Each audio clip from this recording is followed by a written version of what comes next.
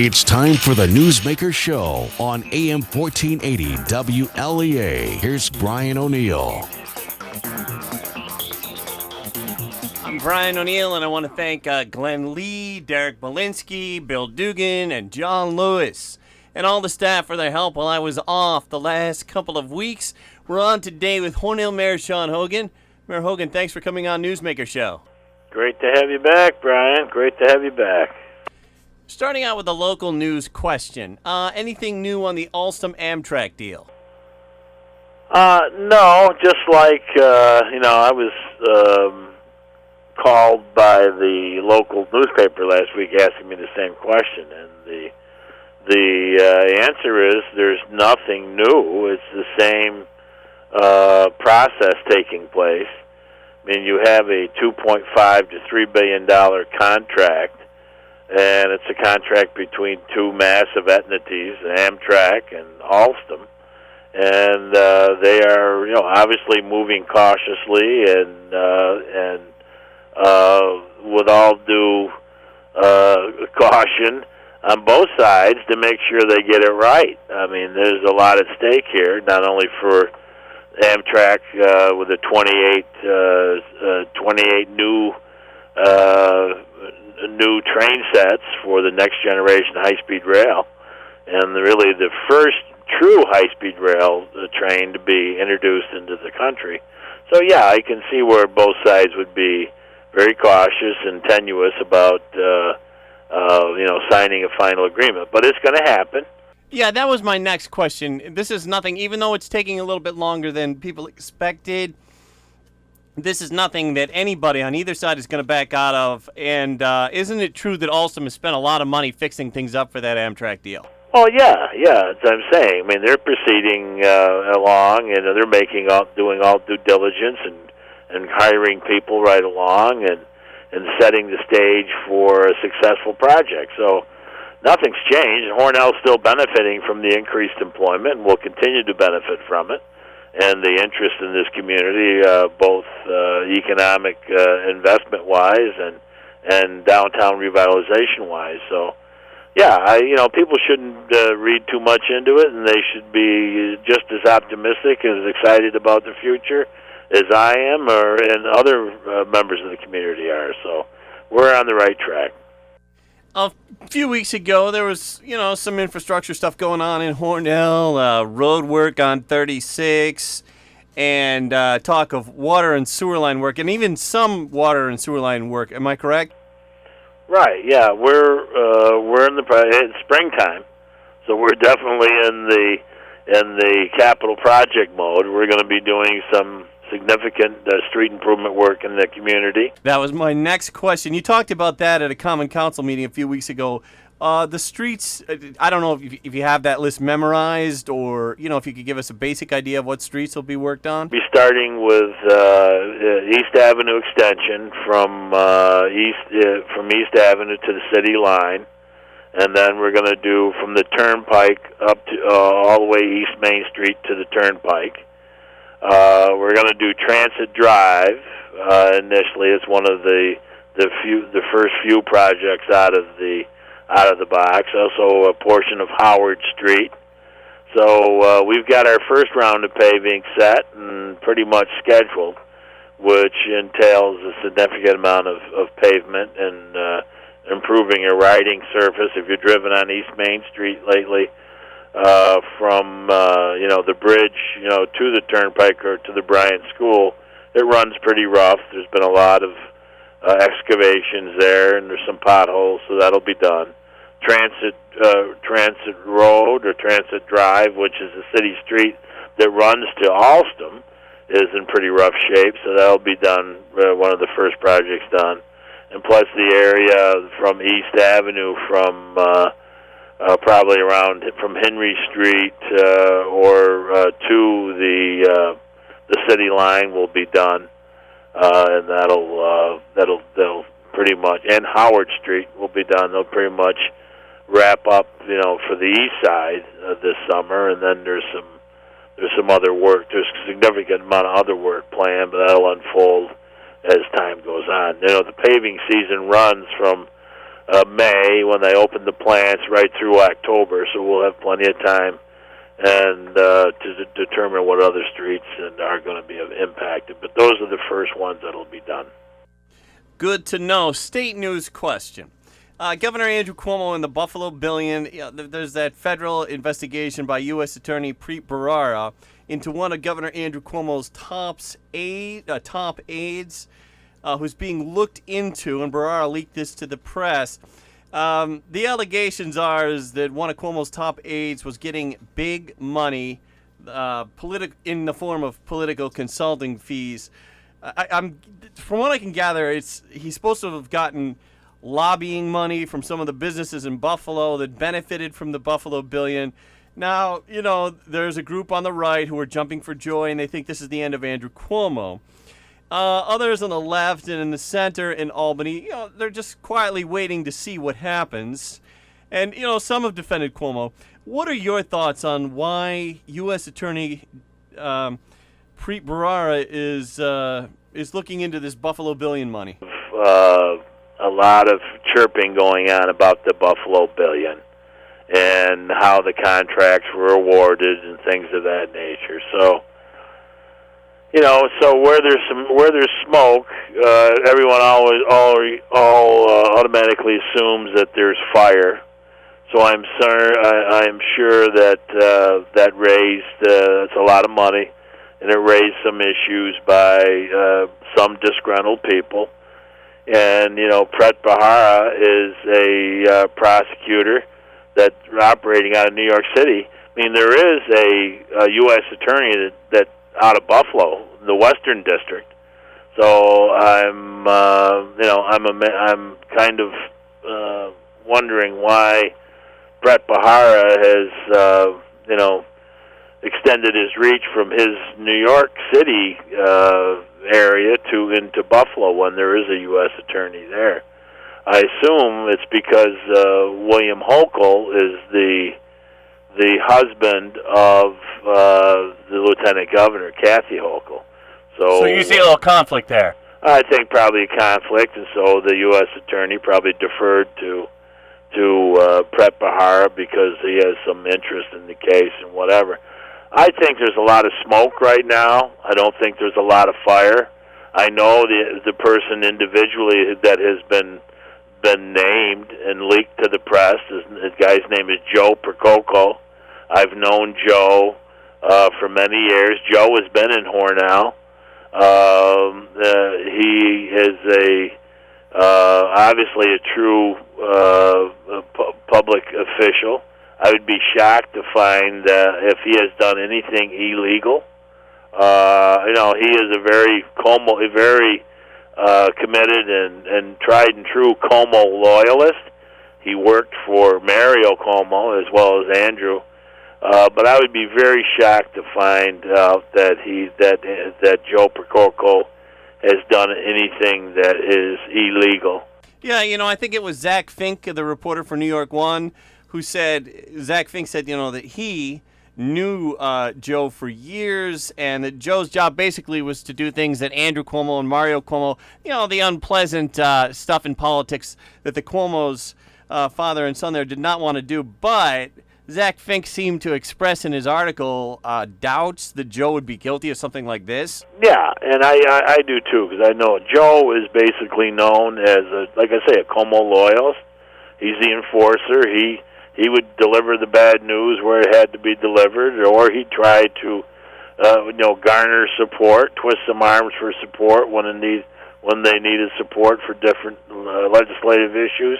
But that happened. Everyone has one of those in politics and in political leadership, and at the federal or state level. I mean, the President Obama had Rahm Emanuel, who was considered to be the enforcer and the tough guy, and so, but that doesn't make him a crook. And I think Joe Percoco, like I say, I've known him for many years. I've always gotten along with him, and he's always been helpful to me on Hornell issues. So I'll just wait and see. I mean, I think everyone likes to speculate. Of course, the governor's enemies like you said, are doing somersaults and handstands, thinking that this is going to be the end of him. Fred Dicker, obviously, he's always writing articles. That was the SAFE Act. Fred started out as a cheerleader for the governor and had him on his show every day. And then once the SAFE Act came out, Fred didn't want to lose a gun or something. Yeah. He was a very big supporter of Andrew Cuomo. Moving on to the topic of the upstate economy. Somebody was just telling me that they had read a magazine article. I can't remember what magazine was. And the point of the article was that some of the economic guru types should really take a look at what they're doing in upstate New York, where they have these programs where they're doing a lot of nanotech technology and mentioning. I think in the article mentioned one of the colleges, and Alfred wasn't clear on whether it was the state or the university. They talked about how colleges in Western New York and upstate are working together with factories and getting great results. Wondering, Mayor Hogan, your reaction to the idea of that article that people should take a look at what they're doing in upstate New York. And the article made a point of saying upstate is often dismissed as being very poor, but they're actually doing a lot of innovative things. Well, yeah. You look at the up in Buffalo, the work being done with the medical center, the medical corridor up there, the biomedical corridor in Buffalo. You look to what's being done in Rochester with the optics in partnership with RIT and University of Rochester. You look with the SUNY Poly, which is the high tech the end of Poly, which is the Polytechnical Institute of the State University of New York, which is broken away from University of Albany and actually putting a campus in Chautauqua County. They have one in Utica, and there's the big one in Albany. And some of the work that they're doing and doing, some of the computer chips that they're making, state-of-the-art stuff, and all kinds of different technological improvements in robotics and optics and fiber optics, and it's just going on. There's a campus in Canandaigua, where there's a research park in Canandaigua with Corning Incorporated and other companies. So, yeah, there's a lot going on in affiliation with the State University of New York and the SUNY Poly College. And, right here locally, we hope to be building partnerships with Alfred State College and Alfred University on the Center for Transit Excellence. Where could another young engineer, someone who is electrical or mechanical or structural engineer, is on the ground floor of learning the greatest technology in high-speed rail available in the world today? And that'll be taking place right here in Hornell, New York, with that technology transfer from Europe to here, and they'll be training engineers, hopefully here, to be on the ground floor of this new technology for this country. I think it offers a great opportunity, not only for the students of Alfred State College and Alfred University, but for the entire region, because these people will be leaving schools and staying right here. And these are high-end, the brain drain, hopefully stop the brain drain, and have these individuals stay right here and work for Alstom and other transit companies and opportunities in our region. I remembered it was Time magazine where the article was, and it said that the nation or the national or the top economic advisors should take a look at what they're doing in upstate New York. Talking with Hornell Mayor Sean Hogan. Going to break for news. Back in 60 seconds. Talking with Hornell Mayor Sean Hogan today on the Newsmaker Show. I'm Brian O'Neill. And we opened up talking about Alstom in Hornell. How about St. James, Mayor Sean Hogan? St. James is doing well. Right now we're in the process of working on the building project. As most people know in your listening area, St. James received a $55 million grant to build a new facility, and that new facility will be built on Bethesda Drive off Route 36, adjacent to the Macaulay Manor, or the new name now because it's owned by a different operator. But the hospital will be a full-service hospital. It'll have all the services that the region demands and needs. Be surgery and diagnostics and radiology, physical therapy, inpatient care, ambulatory surgery. It'll have clinics there with specialists from the University of Rochester. Also would be pediatrics, and a dental clinic will be located there. It's going to be a state-of-the-art facility. When I say full-service hospital, I don't want people to think that it's going to include maternity. That's still a battle that has to be fought, and I don't know, that will be something that may happen in the future. I can't really comment, but when I say full service, everything but maternity at this time. And but we're in the process of working as a committee between St. James and University of Rochester, making decisions about the design and the build out of the new facility. That will happen. Hopefully we're looking for an October groundbreaking, October this year, and then a 2018 completion date for the hospital. It'll take more than a year to build, and but it'll be a nice facility, something the region can be proud of. And like I said, we are a long way from where we've come a long way from where we were even a year ago at this time. So we're thrilled. Mayor, on that topic, one thing I'm hearing is that the patient population at St. James, the number of beds filled, or the patient census, as they say in hospital speak, that it's way up. And that's because the confidence is going way up in St. James. And, somebody said to me that it should be pointed out, and this was somebody that worked at St. James, the admissions and discharge list that's published, and I'm not criticizing any media outlets here, but when they publish discharge and admissions list, somebody that worked at the hospital said to me, it would be a great thing if they pointed out that when a person is admitted to the hospital, they decide whether their name is published or not as being admitted or discharged. And it doesn't necessarily, the list that you read of names that are in there, or babies born or whatever, does not necessarily reflect all the people that are really there, that the number is probably greater. You are correct. I think the whole basis for hospital is shifting to an outpatient mode. But you still need inpatient beds. So this new facility will have 15 licensed inpatient beds, Article 28 certified, 15 licensed bed, which when we first agreed to this, we said we needed 10 inpatient beds, and now we've got 15. And it's a process.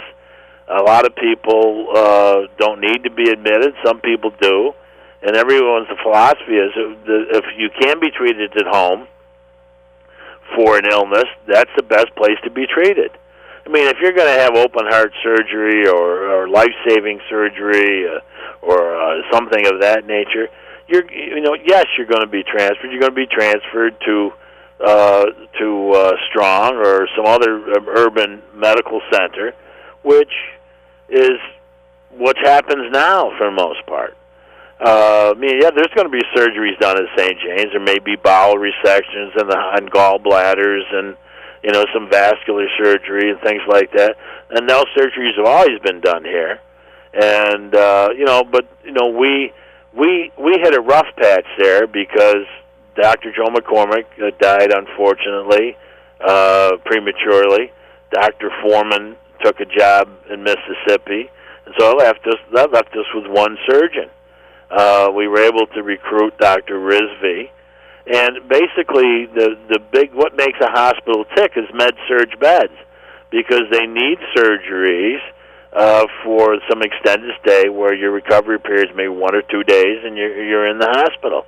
And so unless you have a robust surgical operation, then it's hard to maintain beds in the hospital. I mean, some days you may have a need for 25 beds. The other days you may have a need for 2. So this reflects that we have inpatient care here. We're going to have what they call, we're not going to have ICU, but we're going to have intermediate care. And what determines ICU versus intermediate care is hours of nursing services. So you're going to have some extended stays here. It's going to be it's going to be a nice facility, and it's going to mirror where medicine's going in the 21st century. So we're going to have some telemedicine suites that's going to open a whole new avenue for us here locally for pediatrics and other things. And people will be certainly excited and amazed that we're going to have such a facility here, and it's going to be a wonderful thing. I don't want to sound like Donald Trump when I say it's going to be wonderful or great, but I'm on the ground floor. I know what's going on, and I know what's going to be delivered, and it's going to be wonderful for this region. Yes. I had a friend who recently had a tumor removed at St. James, and he couldn't say enough good about the surgeons and the anesthesiology department, doctors, nurses, everybody. He just said, all across the board, the care was great, and couldn't say enough good about it. Well, that's great. That's great. That's always good to hear. And I think that people, there was a long period of time where St. James was cutting back services, and anything coming out of St. James was negative. We got to give a lot of credit to the employees that hung in down there, the administration that's guided the ship forward. People don't understand the underlying thing is that Trinity Health didn't want St. James, and they were going to close it. And it was the administration and the employees and the board that kind of, came up with the future plan here, the new vision. And it's, they worked many hours and convinced a lot of people that this community, the larger community in the region, could be without inpatient health care. We made that case, and we got it done, and we're moving in the right direction. And so healthcare is moving forward in a very positive way. I think we're going to end up with a better healthcare delivery system than what we had, and everyone should rest easy at night that it's going to be it's going to be a wonderful thing. But there was so much negative publicity coming out of St. James, so many rumors that people shied away from it. They shouldn't shy away from it. They've got the tremendous health care right here locally. We've been talking with Hornell Mayor Sean Hogan this morning. We talked local, state, and national. Mr. Mayor, always great having you on. Great to be with you, Brian, and take care.